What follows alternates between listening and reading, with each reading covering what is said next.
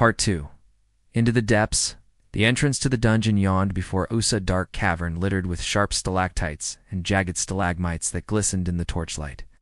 Air hung heavy with the smell of damp stone and distant rot.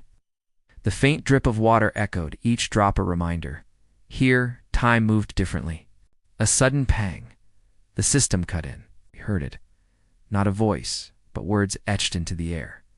Beginner dungeon activated. 2 doors slid open, one carved from ancient pine on the left, the other from twisted iron on the right. A soft, disembodied message rattled our ears. Left door, floor 1. Right door, floor 2. My eyes flicked to the right.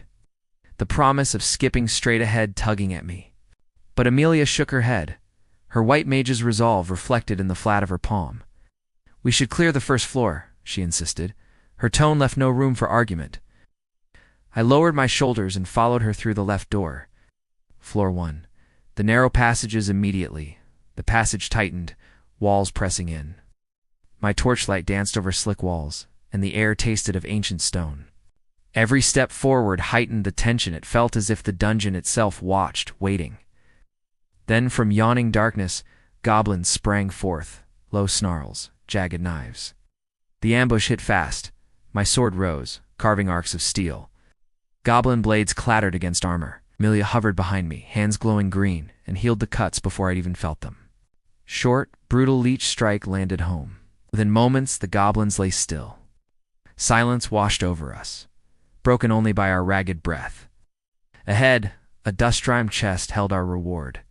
Basic gear rations, a modest boon for rookie adventurers. Floor 2. The open arena pushing open the next door. We entered a broader cavern. The space opened up glistening pools of water, slick stone floors. A motley horde materialized. Slimes tumbling over goblins, ogres bellowing, skeletons clattering to life. The pace picked up. Ow.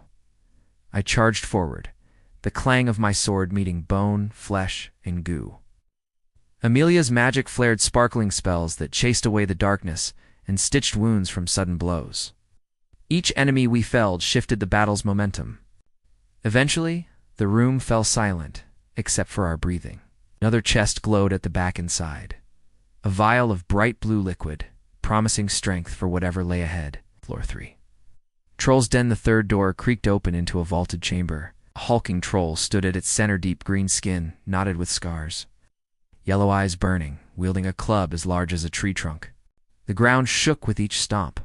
I braced, sword raised. Amelia took a step back, preparing spells. The troll's first swing cracked stone and dust. I sidestepped, aiming for its knee steel, met flesh with a satisfying thud. The troll roared, swinging again, but I countered, pushing it back. Amelia's light spells seared its flesh. Its club came down again, this time caught between my arms.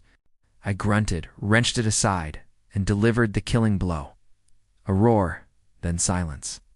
Heavily panting, we opened the chest at the corner. Inside lay a heavy key ornate, engraved with runes, humming with potential. Floor 4. The Lich's lair. A chill filled the air as the final door opened. The room was vast, vaulted, lit by flickering arcane torches in shades of violet and green. At its center floated the Lich's skeletal figure draped in tattered robes, surrounded by crawling undead. The Lich's voice, hollow and ancient, reverberated through the chamber. Then spells plumed from its fingers, magic missile, creeping fire, shards of lightning. I planted myself in the center, sword ready. Undead swarmed. I hacked them down, each strike punctuated by spells crackle and Amelia's healing light scooping me back from death's edge. Our clash with the Lich stretched long burning breath, and arcane shards filled the room. I clutched my wound, tired, but refused to yield. Finally my sword found its mark in the Lich's skull. Its body collapsed. Its spells faded. The final chest granted us a weathered scrawl. The runes danced faintly, its purpose yet unknown. We emerged, blinking into daylight, bruised but triumphant. In our hands, a scroll and an ornate key, both hinting at deeper mysteries. Amelia, excitement bright in her eyes, urged we head back. This descent changed us. We stand at the edge, not just as survivors, but as warriors shaped by fire. Part 2 ends here.